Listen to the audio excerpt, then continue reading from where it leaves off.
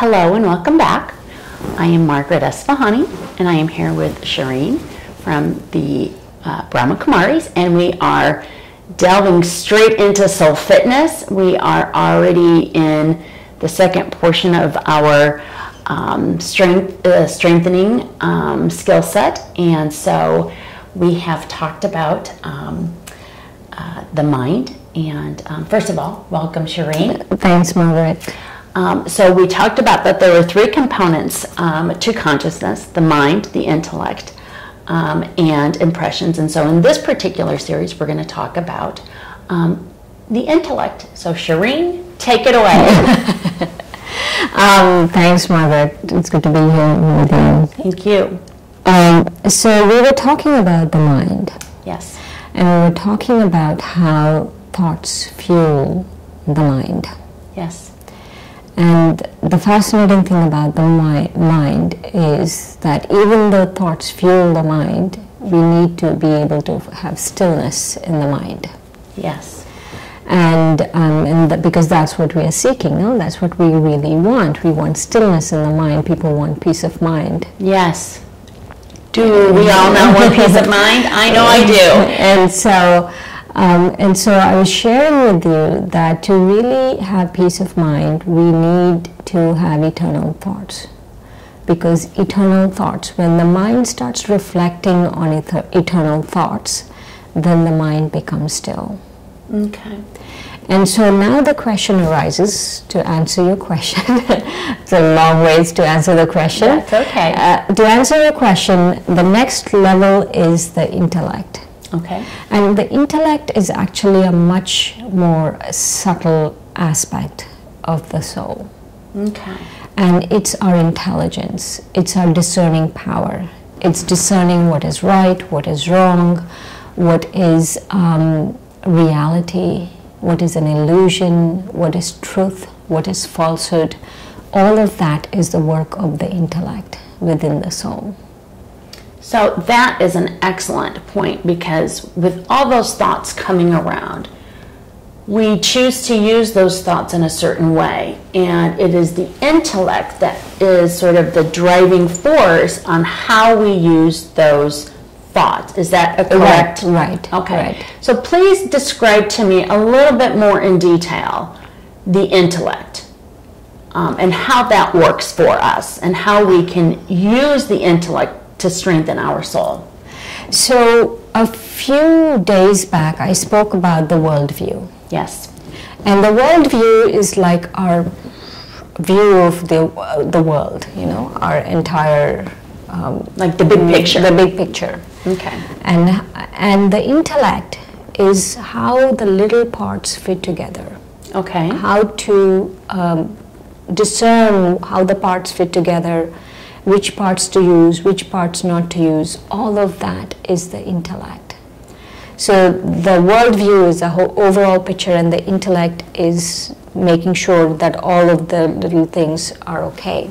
So I have a great question for you. Where does our intellect come from? The intellect is within the soul. It can be strengthened. Okay. It's within the soul. Everyone has an intellect, but we're not really born with it. As we grow older, it develops. Okay. And it develops with the right understanding. Okay. It develops with the right awareness. It develops with right input into the soul. Even though it's within, it's kind of like it's like a seed that keeps growing. Yes. And the more experiences you have, and the more you use it, the more it develops. Okay. So if I understand correctly, and I liked the fact that you went back and you sort of correlated it to the worldview.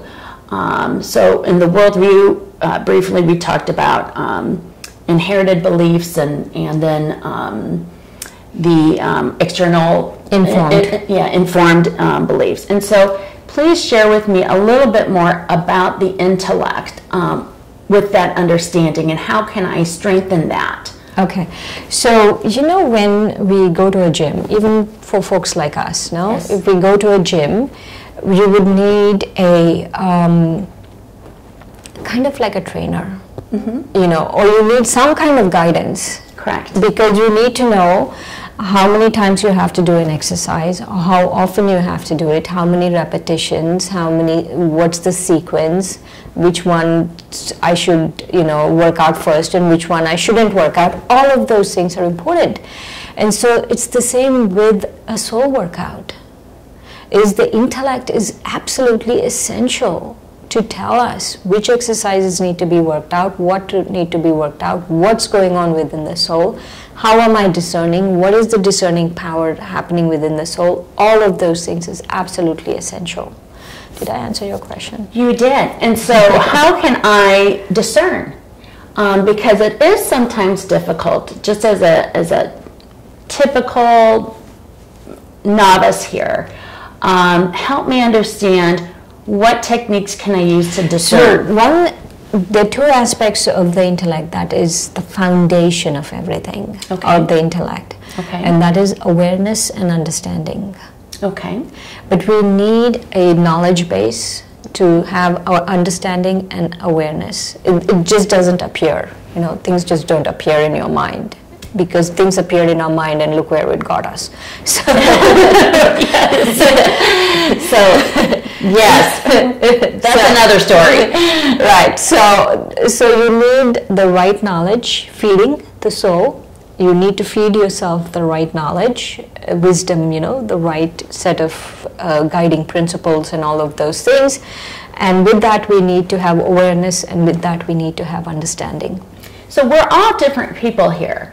And so with that being said, do we all have the same wisdom or the same intellect? No, it depends on how we have used it so far. Intellect is very different from like intelligence. This is spiritual intelligence. What I'm talking about is spiritual intellect. I'm not talking about a physical, oh, you have 150 IQ. Correct. You know, I mean, that must be nice, but still you could have a miserable life. Correct. Because I was recently reading about this young man in Britain who has this amazing IQ, and he is on welfare. Because, you know, he just doesn't know how to get his life together. So use his intelligence. Yeah, so this is, I'm talking about spiritual intelligence. Right. And so just take it one step further for me if possible. Once I have, or once all of us out here have that understanding of our spiritual intelligence, reflecting on it, observing it, and then using good judgment, is that a fair? Yes. The intellect does three things. Okay. Which I can equate it to physical things in the world. The first thing it does is it acts as a filter. Okay. So remember this, the step is I strengthen the intellect with the right understanding and right awareness. And once you strengthen the intellect with the right understanding and right awareness, then it does three things. It acts as a filter. That is, it can filter out your negative, wasteful thoughts. And it can just see what is it that is going to help you, what is it that's going to make you stronger, what is it that's going to make you more spiritually intelligent person. Okay. You mentioned a really good point, and that point was that we have to have the right intention, the right understanding. And right awareness. And the right awareness. So elaborate on that, because we all may have a different view of what is right. And so please elaborate. Then I would have to go back to this whole concept of what I call truth. Okay. That it should be eternal. Okay. So I'm not saying right or wrong in terms of physical things here. Correct. Yeah. I'm not saying that, you know, that religion is right and this religion is not right. I'm not saying that. Right. Any religion, any scripture, any book that you pick up right now can contain wisdom, can contain right understanding if it falls in these three categories. Okay. That is, that it shouldn't be restricted by time. It can't just be for today. It's good, you know, it's not a fad that's happening today and it's out of extinction. And it can't just be applicable to one person one human being or one set of people or anything like that. And it should be elevating, you know, it should be uplifting, it should be generative. Right. That's an excellent differentiation. I think that that clears in my mind what right is then for everyone across the board. Yeah. Those two so let's say characteristics. I pick up the Quran and I read something that says, or I pick up the Bible and I read something that has these three. Correct. That is the right understanding. That strengthens the intellect.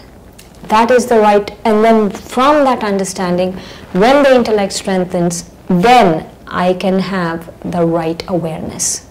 Excellent point, Shireen. I really appreciate you taking that and explaining it sort of, you know, very clearly. That it doesn't matter, since we're all different people here sitting in our audience, you know, with a variety of different experiences. If it meets those three criteria, then we know that it's the right awareness to have. And so at the end, I want to revisit these three criteria so we have an understanding of the intellect and the right awareness of our intellect. So I want to go back to that it acts as a filter. Yes. So after we have the right awareness and understanding, the intellect, when it's strengthened, it acts as a filter and it filters out negative thoughts.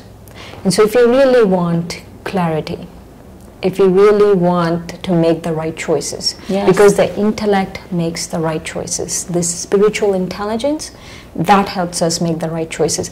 The Hindi word, the Sanskrit word is buddhi, which yes, is the same root as Buddha. Yes. Means something that is wise, that is intelligent, that is wisdom, you know, enlightened one, right? Yes. Yes. So it's the buddhi. So I'm talking about the buddhi here. Yes. So the buddhi, once it's strengthened, it acts as a filter, and the next one is it acts as a noise cancelling headphone. So all that negativity, that you don't hear it, the cacophony of the world, and also more than the cacophony of the world, the cacophony of your own mind. yes, that's the most important part, because so many things, there's so many external factors that we can just really shut down and shut away. Yes. But the one inside of our mind is really the one that is truly the most important. So I really appreciate the fact that you've used that as, you know, a headphone, if you will, Yeah. to cancel that noise in our mind. So, And the last one, yes, it can act like an eye shade. An eye shade not for the negative things that are going on in the world. Nowadays, you look at the world, right? Everything you open, there's so much negativity. You know, historically things are going bad, politically things are going bad, you know, scientifically things are going bad, the climate change is all over the place. Right. You know, all of those things are happening. And so I have to block that out. I have to block that out to be able to sit still inside. And it's for our own self-interest. It's not like I'm saying we are ostriches, we bury our you know, head in the sand. That's not what I'm saying. Right. What I'm saying is that I need to do this to be able to really experience peace. yes, To be really experience, you know, the strength, the power, that internal power. More than peace, we need power. yes. Well, I really... Even for peace, we need power. Yes, you're absolutely right. And, you know, Shireen, I really appreciate you, you know, sharing that differentiating factor, especially the three components that, regardless of our experiences, right is right, and it just needs to meet the three criteria. And just briefly wrap that up for us. Okay, so the eternal awareness, the eternal understanding is that it has to be eternal. Across all time periods it should apply. It should be the same for all human beings. There shouldn't be any difference. And also it should be generative, that it should be uplifting. Fantastic. Thank you, Shireen, so much. And I look forward to continuing our search. Thanks, Margaret.